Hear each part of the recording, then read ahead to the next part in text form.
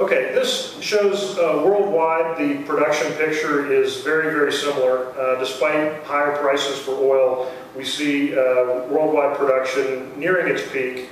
And this is both the U.S. government as well as the International Energy Agency and even major oil companies like BP that do a lot of forecasting, all seem to agree that we are going to see a decline in production as we move out towards 2050. So we're seeing a trend domestically that is also mirrored globally. And that should concern us a lot because when you look at the way demand growth is going worldwide, we see a pretty startling disparity here between the developed world and third world countries or emerging markets. The blue columns represent the developed countries like the United States, Japan, most of Europe. The purple bars represent China, India, much of the Middle East, Brazil, countries that have been consuming oil at a greater and greater rate as their economies develop and they begin to establish middle classes and whatnot. And so you can see that the demand from those countries far outstrips the demand from countries that historically have been the biggest users of oil. And what that means is that we have more and more competition for that oil that we need to bring into this country, for those imports that are still vitally important to the United States. If you really want to understand the biggest concern with the world oil markets, though, you have to go to Saudi Arabia. And I got to do this last year, actually, which was quite interesting. I'm actually in Dammam, which is where the Saudi oil industry is headquartered. It's near their largest fields. And when I went there, I actually had bought a copy of a book called Twilight in the Desert, which was written by a guy in Houston named Matthew Simmons, who used to have an investment bank that specialized in energy.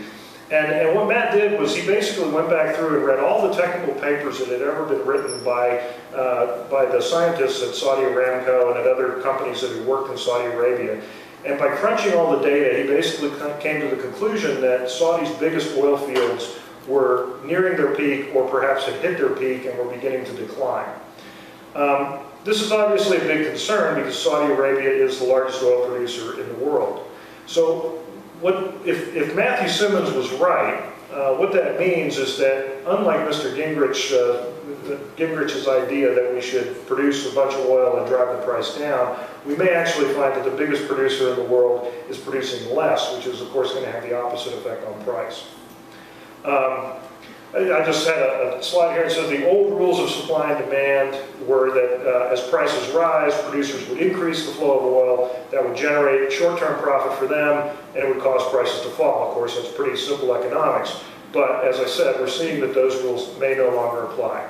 This is something that you don't hear a lot of talk about, even in the oil industry, but it's becoming a growing concern, and you kind of hear murmurings about it among economists and some geologists. This is Saudi net exports, okay? So this means this is the oil that Saudi Arabia puts onto the market after they have taken whatever they need for their own economy. And what we've seen is that since 2004, that net export line has continued to decline even as prices have risen significantly. Now we've seen a little bit of a bump here in the last couple of years because Saudi has tried very, very hard to increase their production. But it's becoming increasingly uncertain as to whether Saudi has as much additional production in reserve as they like to say that they have. The fact that the prices would rise so significantly and their net exports would actually decline means that they may not have the oil that they would like to have to put on the market.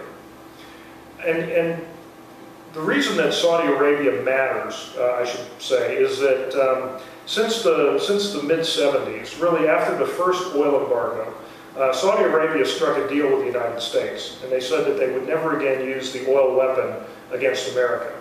And once they did that, they assumed the role of what they like to call the oil cop. They see their job as bringing stability to the market. When the rest of OPEC wants to stick it to the United States, they're the ones that respond. It may not happen right away, but the reason the second oil embargo, or the second oil crisis in the United States in the late 70s didn't last longer than it did was because Saudi Arabia stepped in and increased their production. So They take this role as the oil policeman very seriously, but we're starting to see signs that they may no longer have enough reserves to actually fill that role.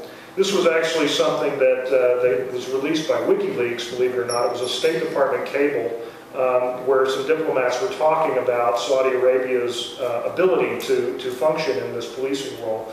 And it says clearly they can drive prices up, but we question whether they any longer have the power to drive prices down for a prolonged period. And the reason that may be the case, and we will start to see a clearer picture probably over the next 10 years, is that Saudi has become a tremendous oil consumer.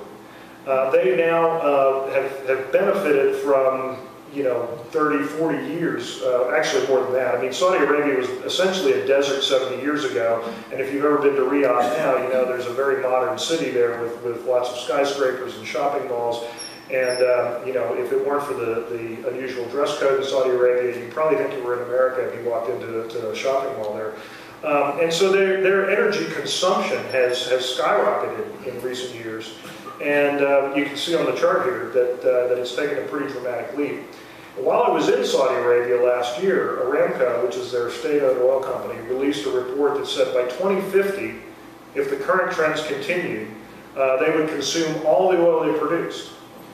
Now, that ought to be pretty alarming to everybody, because what we're talking about here is the largest oil producer in the world will no longer export oil. They will use every drop themselves. Now, the Saudis are very concerned about this, as they were very quick to tell me they actually would like to come up with alternative fuels. They have a big solar project, for example, that they're going to work on. They would like to use that domestically so that they could sell oil to us. They would much rather we buy the oil and they develop alternative fuels because it works out better for them. Not necessarily true for us, but we can see this has already happened in other countries in the Middle East. I call this the other revolution in Egypt, and yeah, this is kind of a silly little graphic I found, but basically 20 years ago, Egypt consumed about half the oil it produced, and it exported about 450,000 barrels a day. So they were not a huge oil exporting country, but it was significant. Today, they're actually a net importer. In fact, as of about 2 years ago, they became a net importer. You can see that green line there is their total petroleum consumption, and the black line is their production. And if you look at the bottom here, you can see the light blue line shows their imports and how that's risen. So we've already seen some countries in that part of the world making this shift. And as this problem continues, and in a way, it's only a problem in a way, okay? It's great that countries like Saudi Arabia, like the United Arab Emirates, like Egypt, are developing to the point that they are consuming enough oil that this becomes a problem. It's better for the world that that there's less economic disparity among some of these countries. But the downside for us is that means there's more competition for the oil that we need.